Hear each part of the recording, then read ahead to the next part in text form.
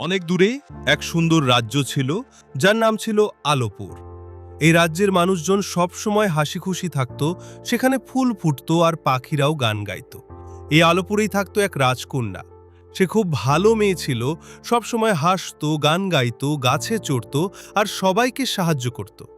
কিন্তু একদিন হঠাৎ করেই রাজ্যে অদ্ভুত ঘটনা ঘটে। রঙিন আকাশে হঠাৎ অন্ধকার নেমে আসে। এরপর থেকে আর সূর্য ওঠে না। ফুলগুলোও মুখ গুটিয়ে নেয়, আবার পাখিরাও চুপ হয়ে যায়।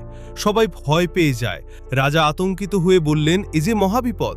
রাজ্যের শান্তি আর সৌভাগ্যের উৎস আলোকমণিটি কেউ চুরি করেছে। সবার ধারণা এই কাজ করেছে এক পুরনো দুষ্ট জাদুকর, যার নাম ছায়া দাদু। সে থাকে দূরের ধোঁয়াবন নামে এক ঘন জঙ্গলে।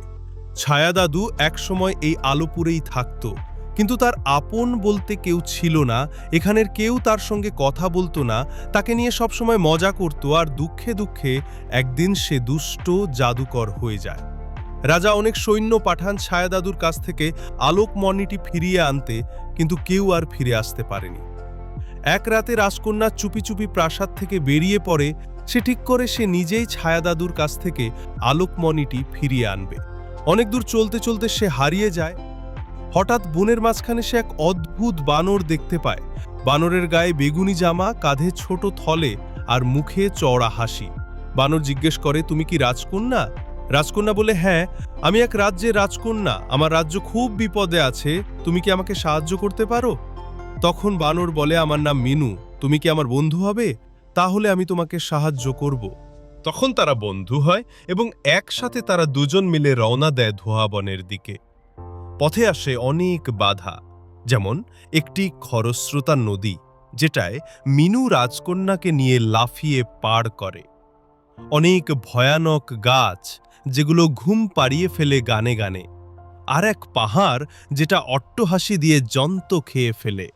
কিন্তু মিনু তার থলে থেকে একে একে বিভিন্ন জাদুর জিনিস বের করে সব বাধা বিপত্তি পার করে ফেলে।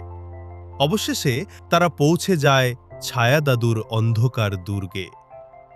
ছায়া দাদু খুব লম্বা, পরনে কালো কাপড় আর চোখ দুটো ধোঁয়ার মতো ধূসর।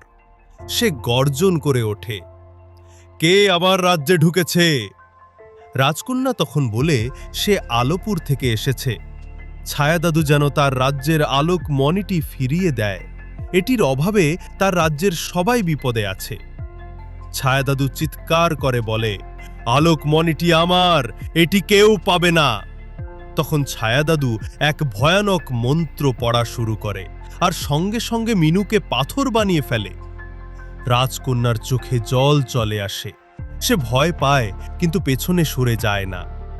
তখন তার চোখে পড়ে মিনুর থলের ভিতর থাকা এক ছোট্ট জাদুই আয়নার উপর, যেটায় সবার ছোটবেলার কাহিনী দেখা যায়।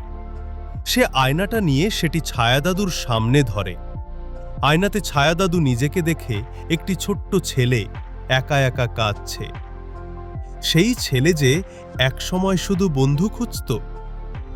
ছায়া দাদুর ছোটবেলার কথা মনে পড়ে, তাই সে কাঁদতে থাকে আর বলে, আমি তো শুধু বন্ধু চেয়েছিলাম, কিন্তু কেউ চায়নি আমায়।